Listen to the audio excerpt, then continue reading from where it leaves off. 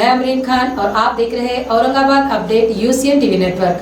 आइए दाते हैं एक नजर आज की ताज़ा खबरों पर। ऑल इंडिया मजलिस-ए-इत्तेहादुल मुस्लिमीन पार्टी की तरफ से नासिर सिद्दीकी लड़ेंगे मध्य से विधानसभा चुनाव। बीआरएसपी पार्टी की तरफ से साहिब खान पठान ने दाखिल किया नॉमिनेशन फॉर्म। जनता को न्याय और हक दिलाने के लिए अदालत की लड़ाई लड़ते लड़ते वकील उतरे चुनावी मैदान में। भाजपा की तरफ से तीसरी बार कैबिनेट मंत्री अतुल सावे चुनावी मैदान में, कार्यकर्ताओं ने मनाया जश्न। आमदार संजय शिरसाट के पक्ष कार्यालय की जोरदार ओपनिंग। जनता के काम के लिए चुनाव लड़ने का संजय शिरसाट ने किया स्पष्ट। ऑल इंडिया मजलिस-ए-इत्तेहादुल मुस्लिमीन पार्टी की तरफ से मध्य विधानसभा मतदार संघ से एमआईएम पार्टी के माजी नगर सेवक नासिर सिद्दीकी को उम्मीदवारी दी गई है।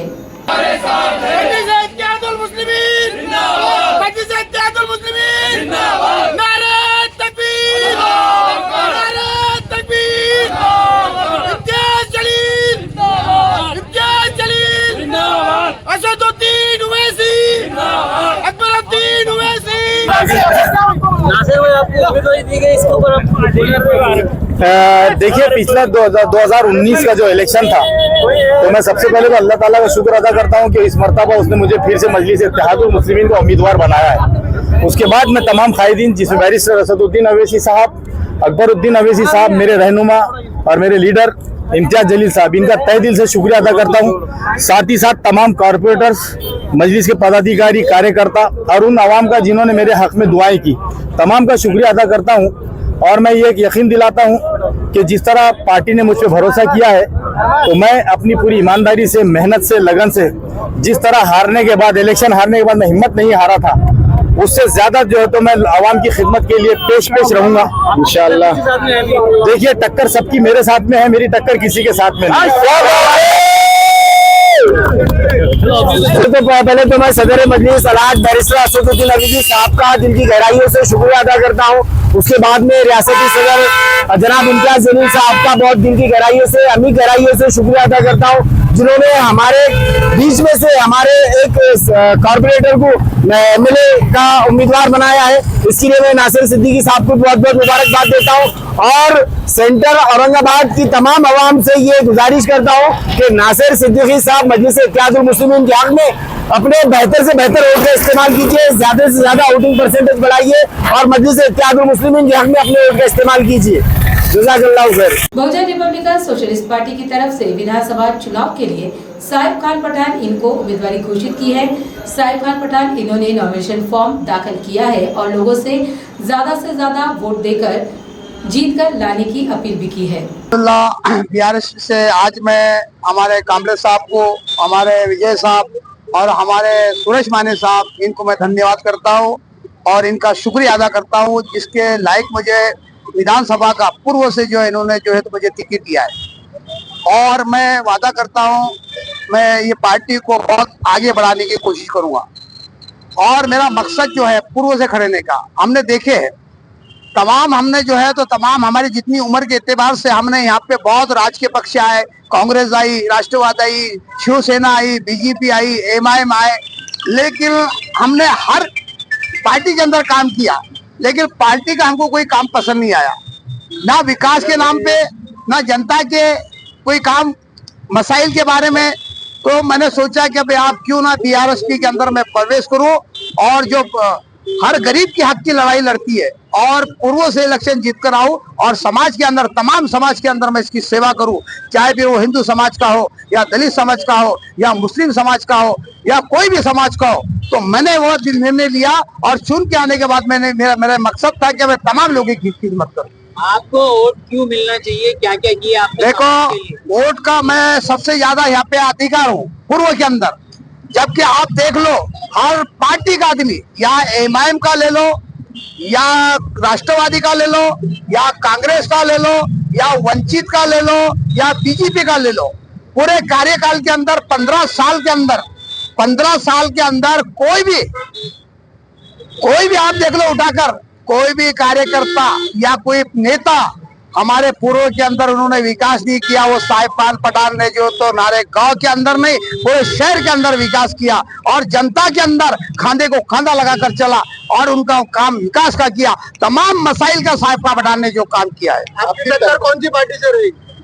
देखो, कोई मेरे सामने सब जीरो है, सब जीरो पार्टियां नाम नहीं कि जितने पार्टियां अल्हम्दुलिल्लाह मेरी मोहब्बत से या आज मेरे को पूर्व के लोग जो मोहब्बत दे रहे और कल से सिर्फ डिक्लेयर हुआ है, सिर्फ पार्टी ने साहिब खान पठान का नाम डिक्लेयर कर दिया तो लोगों के पैरों के नीचे की मिट्टी खिसक गई है, बौखला गए, बौखला गए। एक सवाल का जवाब पहले देने दो, या फिर बाद में आप सवाल पूछो, फिर उसका सवाल का मैं जवाब दूंगा। ये पार्टियां बौखलाई गई है क्या भाई? ये साहिब खान पठान को ये टिकट कैसा मिल गया है? तरह तरह की बातें चल रही है।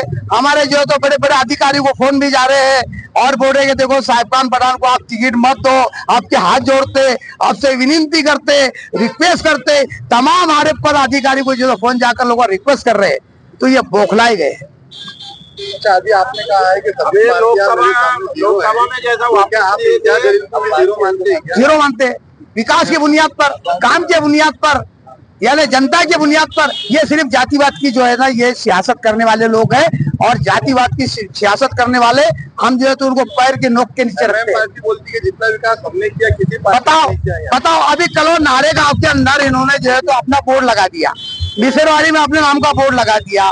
विधानसभा चुनाव 2024 के लिए पूर्व मतदार संघ से एडवोकेट शेख उफर अहमद ने नॉमिनेशन फॉर्म दाखिल किया है। जनता के न्याय और हक के लिए अदालत में लड़ाई लड़ रहा हूं और साथ ही सारी नागरिक सुविधाओं से नागरिकों को वंचित रखा जा रहा है। इसके लिए नागरिकों को न्याय दिलाने के लिए इस चुनाव मैदान में उतरने की बात एडवोकेट शेख उफर अहमद इन्होंने मीडिया के द्वारा की है।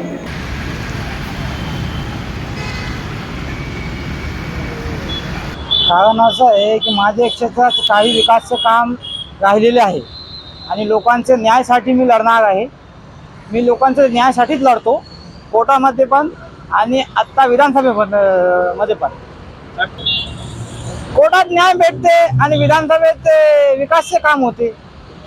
सगळं सगळं बरोबर आहे, सगळे माझे खिलाफी उभे आहे ना। एजेंडा काय agenda?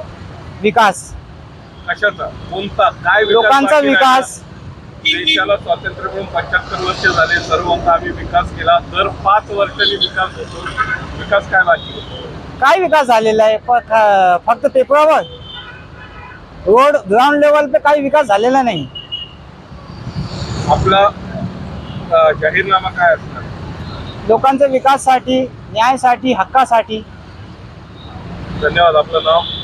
Advocate Sheikh उफर Ahmad. Bharatiya Janata party की तरफ से तीसरी बार कैबिनेट मंत्री अतुल सावे को उम्मीदवारी घोषित करने पर पार्टी के कार्यकर्ताओं ने जश्न मनाया। इस अवसर पर डॉक्टर भागवत कराड़ इन्होंने मंत्री अतुल सावे की जमकर तारीफ करते हुए इस बार समझदार जनता ज्यादा से ज्यादा वोट देकर 9 एमएलए महायुति के जीत कर लाएगी, ऐसा विश्वास माध्यमों से बात करते हुए बताया। 2014 और 2019 में मुझे इस छत्रपति संभाजीनगर के सभी नागरिकों ने एक हिंदू आमदार बोल के चुन के दिया, इसलिए मैं इन सब नागरिकों का बहुत बहुत शुक्रिया करता हूं। और पिछले 10 साल में इस शहर के विकास के लिए कई योजनाएं मैंने लाके काम करने का कोशिश किया। जैसा अगर आप निकालेंगे तो आज करीबन 750 करोड़ रुपए शहर के रास्तों के लिए लाए। उसी तरीके से आज पानी का जो मसला था उसके लिए 1680 करोड़ रुपए की पानी की योजना मंजूर करके लाए। उसके बाद सेंट्रल गवर्नमेंट के माध्यम से हमारे केंद्रीय माजी मंत्री डॉक्टर कराड़ साहब के माध्यम से 1000 करोड़ रुपए अमृत योजना से मंजूर करके लाए, और जिसकी वजह से आज 27 करोड़ की पानी की योजना बहुत ही जल्द 3 महीने में अपने शहर के सभी नगरवासियों को पानी मिलने वाला है। उसी तरीके से आज अंडरग्राउंड ड्रेनेज का मसला था कई जगह, उसके लिए भी आज शहर के तीनों भाग में, मतलब मध्य में, पूर्व में और पश्चिम में, तीनों जगह मध्य में करीबन 186 करोड़ की है और पूर्व में 196 करोड़ की है और पश्चिम में 215 करोड़ की अंडरग्राउंड ड्रेनेज की योजना मंजूर हुई है। ऐसे अनेक विषय है जिसके लिए शहर के विकास के लिए हमने काम किया है। आज सिडको का लीज होल्ड का फ्री होल्ड का विषय था, वो भी हमने आज उसका भी मसला निकाल दिया है और जो 20 रुपया प्रीमियम था वो 2.5 रुपया करके कैबिनेट में से मंजूर किया है, जिसकी वजह से पिछले टाइम थोड़ा सा कैबिनेट में मंजूर नहीं होने की दिक्कत आई थी, बट अब की बार कोई दिक्कत नहीं आएगी। उसी तरीके से आज MIDC चिकलठाना में कई सालों से रोड 30 साल से रोड नहीं हुए थे, 40 करोड़ रुपए हमने लेके आए, वहाँ के पूरे रोड बनाए। आज ऐसे आज सिडको बस स्टैंड से हरसुल टी पॉइंट, उसके लिए भी 80 करोड़ रुपए का आज सीमेंट रोड का टेंडर मंजूर हो गया है और 3 लेन होने वाला है। ऐसे इस शहर के विकास के लिए कोई भी चीज़ का निधि कम पड़ने की हमने पूरी कोशिश की है कि ये कोई भी काम के लिए निधि कम नहीं पड़ेगा। दूसरा, आज हमने माननीय एकनाथ जी शिंदे साहब, हमारे मुख्यमंत्री, उप मुख्यमंत्री देवेंद्र जी फडणवीस साहब और उप मुख्यमंत्री अजीत दादा पवार, इनके नेतृत्व में शहर में करीबन 52,000 करोड़ रुपए के उद्योग, मतलब JSW ग्रीनफील्ड प्रोजेक्ट, उसके बाद अथर है और किर्लोस्कर टोयोटा, ये सब मिलके, फिर कॉस्मो फिल्म्स है, पिरामिल है और केमिकल कंपनी है, सबके माध्यम से करीबन अपन ने 52,000 करोड़ की इन्वेस्टमेंट इस शहर में लाई, जिसके माध्यम से आने वाले समय में 25 से 30,000 युवकों को नौकरी मिलेगी। इस नौकरी के माध्यम से हमारी कोशिश है कि इस शहर के सब जो युवक है उनकी बेरोजगारी दूर होए। एमआईएम का कैंडिडेट अभी डिक्लेयर नहीं हो सका है, आपके सामने क्या वजह है? फाइट तो एमआईएम से है आपकी? हमारी फाइट MIM से है, इसमें कोई शक नहीं, बट हम पूरी ताकत के साथ लड़ेंगे और हमको मालूम है कि हम जरूर इस इलेक्शन में जीत पाएंगे। कांग्रेस का भी डिक्लेयर नहीं हुआ अभी, दोनों में पता नहीं, मैं वो उनके पक्ष का संबंध है, शायद छत्रपति संभाजीनगर पूर्व के महायुति के उम्मीदवार, महाराष्ट्र राज्य के कैबिनेट मंत्री माननीय अतुल जी सावे, इन्हीं का नॉमिनेशन पत्र दाखिल हुआ है। 2014 और 2019 2 टर्म माननीय अतुल जी भारी मतों से चुन के आए थे और अभी अलग अलग क्षेत्र में, जैसा इंफ्रास्ट्रक्चर हो, वाटर सप्लाई हो, ड्रेनेज हो, इंडस्ट्रियल अलग अलग सुविधा हो, कामगारों के लिए काम हो, किसानों के लिए काम हो, महिलाओं के लिए, जो अलग अलग क्षेत्र में काम महाराष्ट्र शासन ने किया है, केंद्र शासन ने किया है, माननीय अतुल जी सावे साहब के माध्यम से हुआ है। तो इन सभी का नतीजा मुझे पूरा भरोसा है कि आने वाले 20 तारीख को माननीय अतुल जी को हमारे वोटर्स, शुद्ध वोटर्स भारी वोटों से चुन के देंगे। लास्ट टाइम तो 13-14 हज़ार से आए थे, लेकिन इस साल ज़्यादा वोटों से चुन के आए, हमें पूरा सा भरोसा है और महाराष्ट्र में फिर एक बार महायुति की सत्ता आएगी। हमारे संभाजीनगर जिले में 9 से 9 MLA चुन के आएंगे, हमें भरोसा है। आमदार संजय शिरसाट के पक्ष कार्यालय की बड़े ही धमाकेदार तरीके से ओपनिंग की गई। इस अवसर पर संजय शिरसाट ने उद्घाटन समारोह में उपस्थित सभी पदाधिकारी कार्यकर्ताओं को मार्गदर्शन करते हुए किसी भी लालच में ना जाते हुए अपने पक्ष से ईमानदारी बनाए रखने और जनता के हित में हमेशा कार्य करने की अपील की है। करून या ठिकाणी आमदार संजय शिरसाट साहेबाला आपला पाठिंबा दर्शवायचा आहे। हीच ताकद आपली आहे। बोला छत्रपती शिवाजी महाराज की जय भवानी। शिवसेना भारतीय जनता पार्टी महायुतीचा 15 वर्षामध्ये संजय शिरसाट जाऊन कुणाला गचंडी धरली, कुणाकडून खंडणी घेतली, असं एकाने जरी आजही सांगितलं मला फॉर्म भरायला आणखी 2-4 दिवस आहेत, एकाने जरी सांगितलं तर आमदारकी लढवणारच नाही, बिलकुल लढवणार कशासाठी पाहिजे आमदारकी? दादागिरीच करायची असेल तर 5-50 टोळकं घ्यायचं, दादागिरी करायची, चाकू दाखवायचा, 2-4 लोकांना संध्याकाळी दारू पाजायच्या आणि तेरी माकी मेरी माकी असं केलं तर बिचारा माणसं घाबरतात, देतात पैसे। किती सोपा धंदा आहे हे संजय शिरसाटने आयुष्यात केला नाही, माझ्या कार्यकर्त्याला सुद्धा करू दिला नाही। हे सगळे कार्यकर्ते जे आहेत प्रत्येकाला सांगतो स्वतःच्या पायावर उभा राहा, स्वतः काम करा। तुम्ही सगळ्या कार्यकर्त्याकडे पहा, हाताला काम द्या रे त्यांच्या, का फक्त झेंडाच घेऊन फिरायला होतं त्यांना? त्यांनी झेंडाच घेऊन फिरायचे, हमारा नेता कैसा हो, अरे आरडायला पोटात तर ठेवा त्याच्या काही. भाऊ चिकन सोकडं राहून चालत नाही रे राजा. काम करावं लागतात लोका बरोबर. एक तिकडे जाऊ द्यायचं. फिक्स आमदार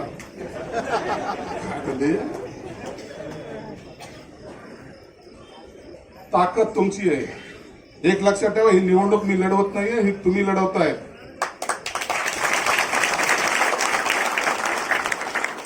मी तर 15 वर्ष आमदार राहिलोच आहे. मराठा आरक्षण योद्धा मनोज जरांगे पाटिल इनके मार्गदर्शन पर कन्नड़ मतदार संघ के प्रसिद्ध व्यवसायिक मनोज पवार इन्होंने विधानसभा चुनाव में अपक्ष उम्मीदवारी नॉमिनेशन फॉर्म भरा है।